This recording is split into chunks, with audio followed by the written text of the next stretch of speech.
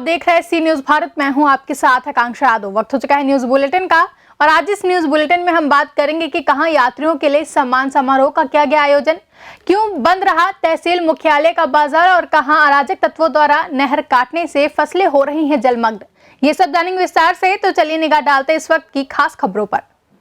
मंडलायुक्त रणवीर प्रसाद ने बरेली जिला अस्पताल पहुंचकर कोरोना वैक्सीन के ड्राई रन का जायजा लिया और जिला अस्पताल में बने वैक्सीन केंद्रों का निरीक्षण किया, व्यवस्थाओं को परखा। कमिश्नर ने कोरोना वैक्सीन के लिए बनाए गए केंद्रों पर वाईफाई लगाने के निर्देश दिए और स्टाफ की तैनाती के बारे में सीएमओ डॉक्टर एस.के. गर्ग और एडीएसआईसी डॉक्टर सुबोध शर्मा से विस्तृत जानकारी ली और आवश्यक निर्देश दिए। मंडलायुक्त ने आयुष विभाग में बनाए गए टीकाकरण केंद्र पर मरीजों के बैठने और आईडी चेक करने, पंजीकरण के बारे में गहन पूछताछ की। मालूम हो कि 16 जनवरी से पूरे जनपद में कोरोना वैक्सीन 6 केंद्रों पर लगाई जाएगी, जिसके लिए स्वास्थ्य विभाग ने जिला प्रशासन से तालमेल कर सारी तैयारियां पूरी कर ली हैं। वैक्सीन के रखरखाव के लिए आयुष विभाग के बराबर में कमरे तैयार किए गए हैं। निरीक्षण के समय मंडलायुक्त ने अधिकारियों को पूरी तैयारी रखने और कोई असुविधा न होने के निर्देश दिए और पेइंग वार्ड में टॉयलेट गंदे मिले, जिसको लेकर मंडलायुक्त ने साफ करने के निर्देश देते हुए अपनी नाराजगी जताई। ये ड्राई रन है जो टीकाकरण शुरू होने वाला है उसके पूर्व का है और इसमें जो विभिन्न जो स्टाफ इन्वॉल्व होंगे उनकी ट्रेनिंग का स्तर क्या है वो परखा जा रहा है और किस तरह से जो वर्क फ्लो होगा उस दिन उसको परखा जा रहा है और इससे एक वैल्यूएबल इनपुट मिल रहा है, फीडबैक मिल रहा है जो हमारे ऑफिसर्स हैं जो इस पूरे वैक्सीनेशन को इम्प्लीमेंट करेंगे और इस फीडबैक के आधार पर अपनी स्ट्रेटजी है वो फाइन ट्यून करके जब से एक्चुअल वैक्सीनेशन स्टार्ट होगा तो उस समय बहुत ही अच्छी परफॉर्मेंस देंगे। सर कितना स्टाफ लगाएगा इसमें? देखिए जैसा कि आपने देखा जो सेशंस प्लान किए जाएंगे इसको एक साइट हो गई वैक्सीन साइट, एक साइट पर मोर देन 1 सेशन हो सकते हैं। जैसे यहाँ पर जो ये डेमो साइट आपने देखी, यहाँ पर 2 वैक्सीनेशन सेशन है, तो हर जो सेशन है उसके लिए एक वेरीफायर होंगे, एक वैक्सीनेटर होंगे, एक एडिशनल वैक्सीनेटर होंगे, एक जो है आपका गेट को मैन करेगा जो सिक्योरिटी पर्सनल होगा जो लोगों की आइडेंटिटी चेक करेगा, एक ऑब्जर्वेशन रूम में कोई ऑब्जर्वेशन करेंगे कि भाई कोई आफ्टर इफेक्ट तो नहीं है, कोई वेटिंग रूम है। तो इस तरह के सभी लोगों का एक सिस्टम बना हुआ है और सभी गतिविधियां जो है कोविन पोर्टल जो है भारत सरकार का उसके माध्यम से संचालित की जाएगी। बरेली से सी न्यूज संवाददाता मुकेश की रिपोर्ट।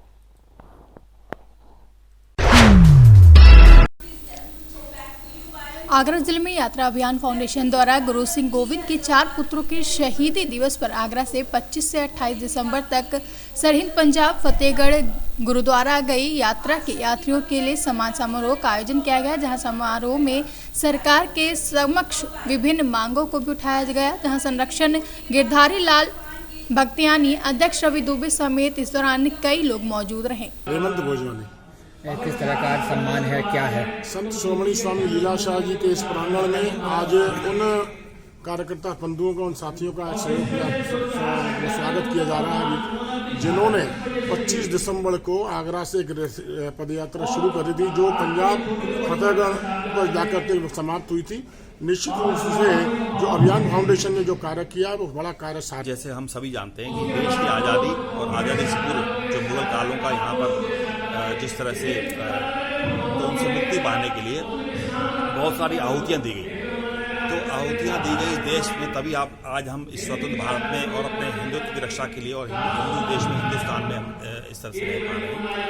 उन्हीं में गुरु गोविंद सिंह जी जो 10वीं पातशाही थी, भक्तियानी श्री कृष्ण गौशाला का अध्यक्ष के रूप में नौकर, आज का ये आयोजन जो है 25 दिसंबर को अभियान फाउंडेशन के नेतृत्व में जो ये रैली निकाली गई थी यहाँ से गुरु गोविंद सिंह के 4 साहिबजादों के, उसमें जो बड़ी सफल रही। आगरा से सी न्यूज संवाददाता अनुज उपाध्याय की रिपोर्ट।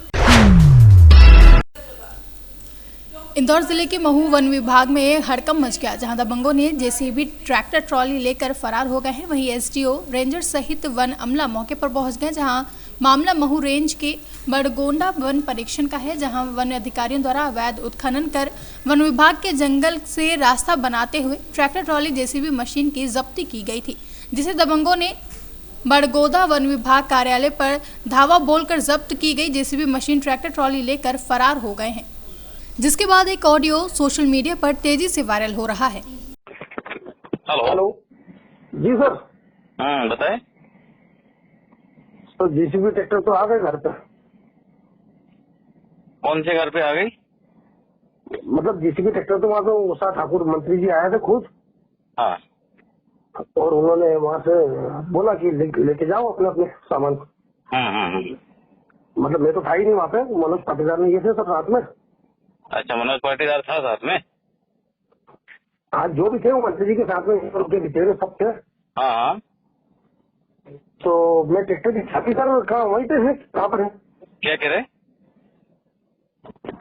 बड़गोंदा में है। देखिए, कल हमारे जो मोहम्मद रंजन साहब हैं, मिस्टर मौर्य, उनको सूचना मिली थी कि इनके जंगल में जेसीबी से कोई अवैध उत्खनन कर रहा है और बिना स्वीकृति के रास्ता जंगल में से बना रहा है। रंजन साहब ने स्वयं मौके पर जाकर के देखा, कार्रवाई करी, तो वहाँ एक जेसीबी ने, जेसीबी का नंबर है MP41H0576, ये वहाँ पर उत्खनन करके पाई। और साथ ही न्यू हॉलैंड का एक ट्रैक्टर है, उसमें मुरम भरी हुई थी उसकी ट्रॉली में, और वो ट्रॉली में भर करके और वन क्षेत्र में जो रास्ता निकल रहा है उस पर डाल रहा था।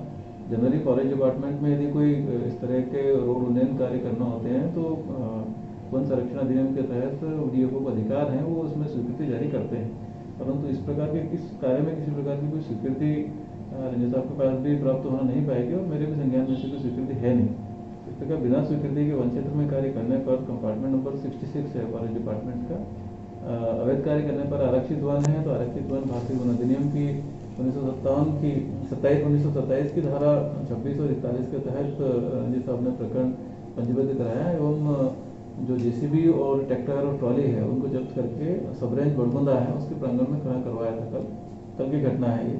और आज शाम को ये पता लगा कि वहाँ पर जिन व्यक्तियों के द्वारा कार्य कराया जा रहा था, उन व्यक्तियों के द्वारा वहाँ से उस परिसर से जब्तशुदा शासकीय सामान जो संपत्ति है ये जिस वन अपराध प्रकरण में जब्त की है फॉरेस्ट डिपार्टमेंट ने, उसको कुछ लोग जो है शाम के टाइम वहाँ से परिसर से उठा करके ले गए हैं दादागिरी के साथ में, जोर जबरदस्ती के साथ में। और चूंकि 6-7 लोग थे, वहाँ स्टाफ था, तो उनका विरोध भी नहीं कर पाया।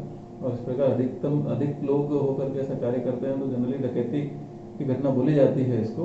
और हमारे परिक्षेत्र सहायक जो है यहाँ के बड़गोंदा के मिस्टर राम सुरेश दुबे, उनके द्वारा उन लोगों के नाम भी पता किए हैं और उनके द्वारा बताया गया है कि मनोज पाटीदार है और सुनील पाटीदार हैं, उसके बाद मिस्टर अंजना जी हैं भगोरा के, और भी 2-3 लोग हैं। तो उनके द्वारा नामजद एफआईआर इन लोगों के खिलाफ कार्रवाई के लिए एवं जब्तशुदा जो मटेरियल लेकर के गए हैं डकैती करके उसकी बरामदगी के लिए पुलिस थाना बड़गोंदा क्षेत्र का जो भी है डोंगर गांव बताते हैं वहाँ पर है, तो वहाँ उनके द्वारा प्राथमिकी दर्ज कराने के लिए आवेदन भी प्रस्तुत किया जा रहा है।